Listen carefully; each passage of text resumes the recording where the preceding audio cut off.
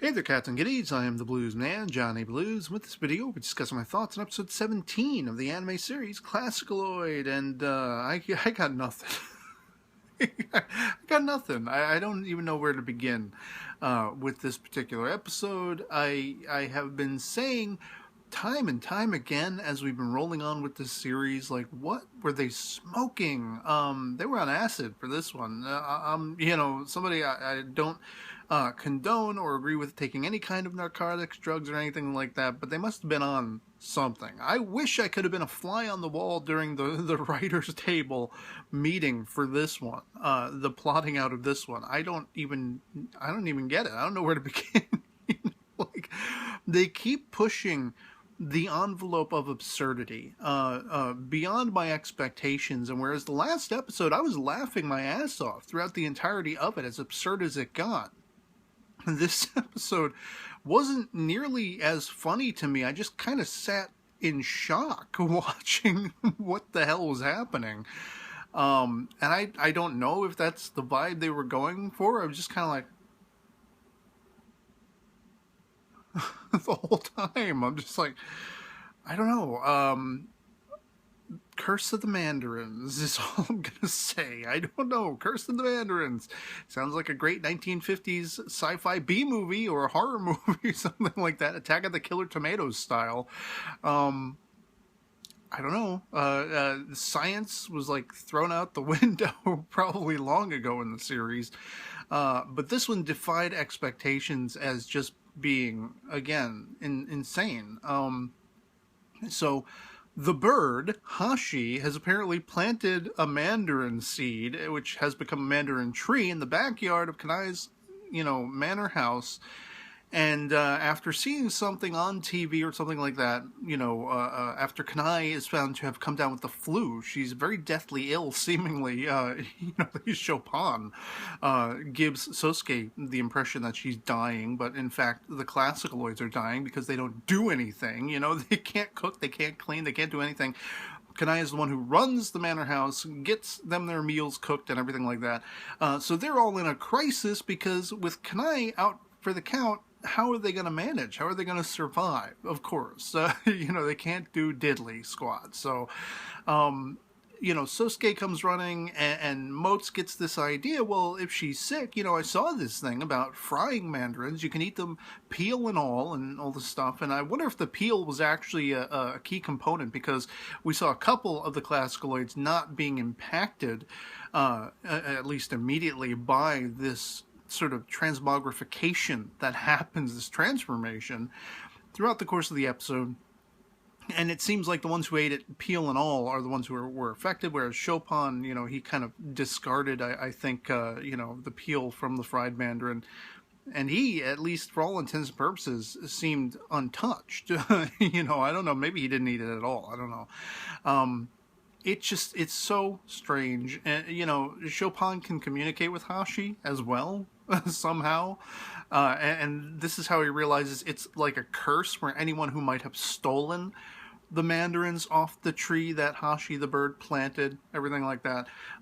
This is the punishment, but it's also, it's interesting because as I had a discussion with one of you guys in the comments on my last episode discussion video, in all the madness, there does seem to be a method to the madness. If you look at the last episode, it seems like by the end, Beethoven was able to reach a level of humanitarianism using his music to save a old farmland couple and an entire community, really, who was facing, their crops not coming in and not being able to survive and make money and all this stuff, tea crops or whatever it was. And through using his music, he ended up making it so that their crops were refreshed and renewed, and he saved the entire community. They were able to make a living for that amount of time where they thought they weren't going to be able to, and they might be bankrupted and lose their lands, who knows.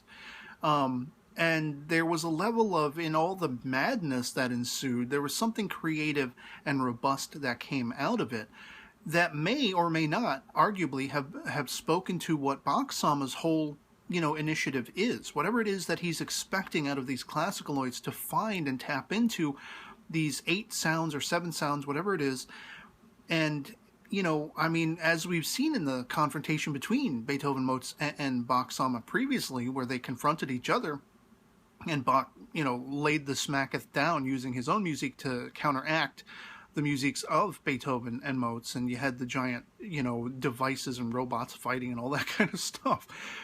It did seem that Bach Sama was very much consumed with the idea that the ClassicaLoids need to become less about themselves, less selfish, and more, maybe perchance, humanitarian.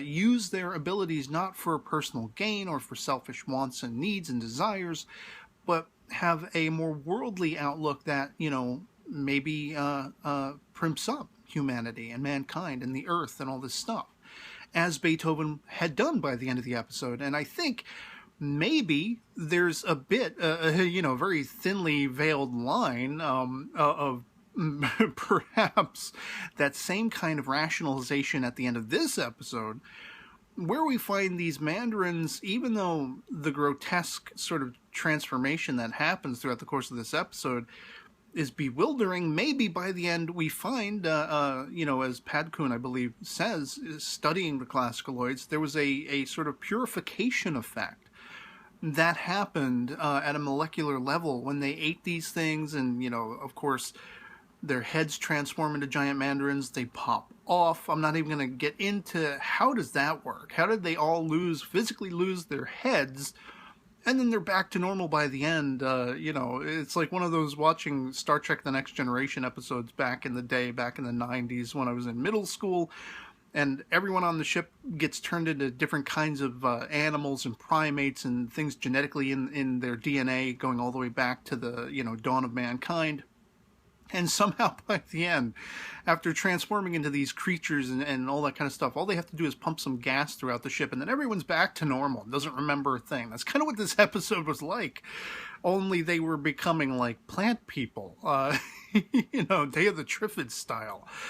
And it's just like, what the hell? The flowers pop out of the neck rind, if you will, and they have the faces of Beethoven, Schubert, and Liz, and they're just vaguely communicating. They're very basic in their thoughts, and, hearkening back to, like, of course, Schubert is saying very warbly senpai, and Liz is saying love, and the things that they are naturally consumed with. I'm surprised we didn't hear the Beethoven flower saying gyoza or something like that.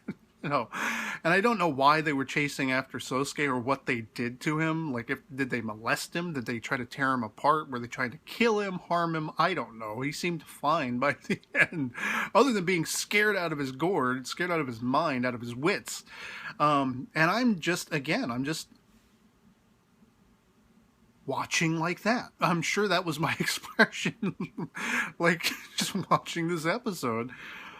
And the steps to which they go to try to reverse this, they're putting writing sutras onto their faces, a la Conan the Barbarian, and like ancient, I guess, religious sort of reactions to things like this, exorcisms and all this stuff, beating them over the heads. In the case of Mozart, completely decked out like he's some kind of shaman or something.